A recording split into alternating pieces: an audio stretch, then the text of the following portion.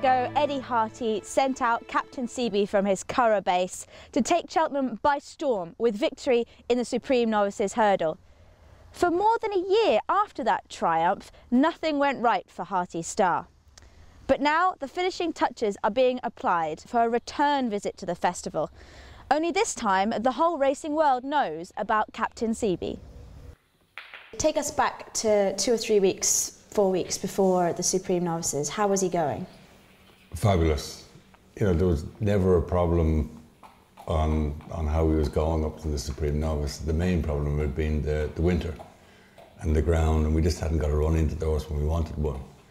But everything else had gone perfectly, so we knew, you know, if he was fit enough and well enough, he was going to have a great chance, and we were very comfortable at that stage of proceedings. This time around, it's a little bit different because, you know, you were flying quite under the radar at that stage, but you still seem to have the same problem with the ground, being, you know, having to change your plans all the time. Has it gone ideal for you, or I mean, is the slightly changing plans, has that annoyed you? No, it's gone 90%. The 10% was the hiccup at the last fence in Leopardstown, but we had it planned all along to give him one run. If he ran very well in that, we'd go for the Grade 1 at Christmas, and it went very well. He won 607 days off and he won. Went to Leopardstown, looked like winning, and just knuckled over after the last. Just one of those things. The plan had always been to give him a fortnight off after Leopardstown, so for that reason I didn't even enter him in the Leopardstown article. And there was a nice race there at Naas, the Opera Hat. It was a winners of 2. He'd only won once, so he's only going to have a half penalty, so we decided to go for that. Ideal timing, 5 weeks to Cheltenham. He won that as he liked, and touch wood, everything has gone perfectly since then. So there's been no huge alteration in plans at the moment. Weather has been a bit of a nightmare, but you work around that. It's the same for everyone.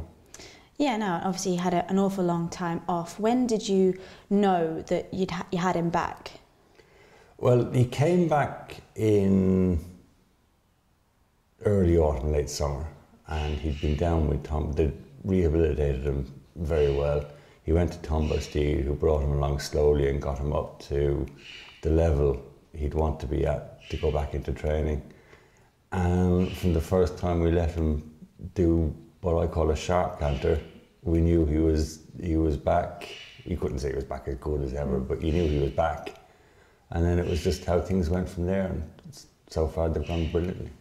Now we all remember, you know, McCoy rode binocular in the Supreme and ditched poor old Captain Cee Bee, but you had a very good pilot in Chuck Thornton, and you know, coming up the hill, it was pretty clear that he would win for most of the way.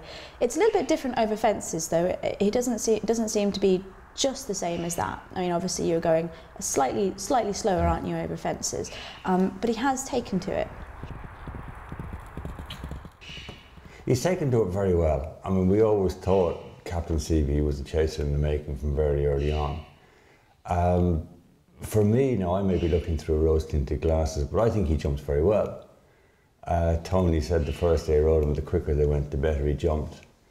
But he has a slight king. He's done it ever since he was hurdling. He tends to just drag his hind legs and go out through the last flight of hurdles, last fence. And the first time he ran over fences, Tony rode him, he did the same thing, and nobody commented on it because he was going forward. The last 2 times, unfortunately, he's been going so easy that he'd lapsed of concentration, or he's just been decelerating rather than quickening up to it. I think they go plenty fast enough at Cheltenham that won't be an issue. I think he'll jump better.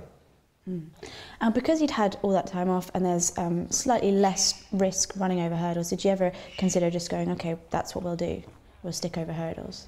It went through my mind fleetingly after Cheltenham.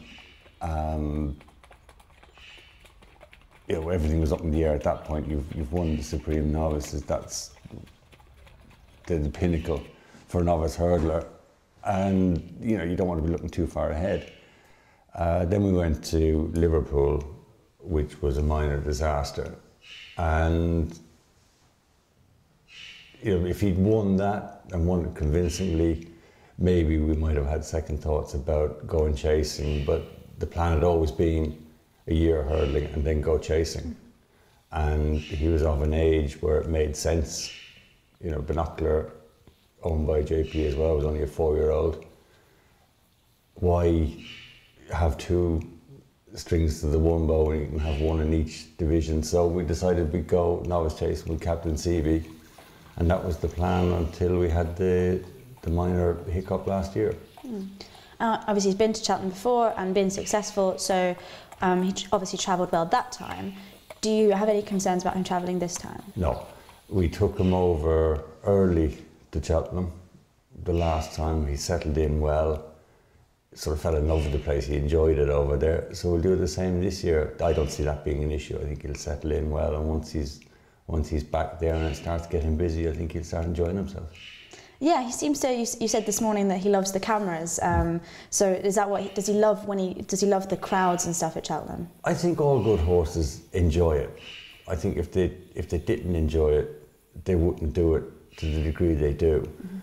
And there's a lot of photos around the house and videos of him winning, and you can see when he comes back down the chute, you know, his ears are pricked and his chest is out. He's delighted with himself. And all the photographs that were taken in the winner's enclosure, his ears pricked. You know, I'm the centre of attention. This is great, and it's gone on. I think, as I said to you earlier, you know, 2 years ago, the run at Naas in the heavy ground, we wouldn't have gone there. It wouldn't have been fair on the horse. But I think this time it wouldn't have been fair not to go with him, because he just enjoys what he does. And you could see him come back into the winner's enclosure with his ears pricked and delighted with himself. We know, we saw today George riding him out on the gallops. He rides him every day. Will McCoy come and sit on him here or wait till Cheltenham? Wait till Cheltenham. He's ridden him a winner. Yeah. I mean, he knows the horse. He's not going to learn a lot by sitting on him, going up a gallop here that he wouldn't have already found out at Naas the time he rode him. And touch wood, they'll get to know each other again on the canter down.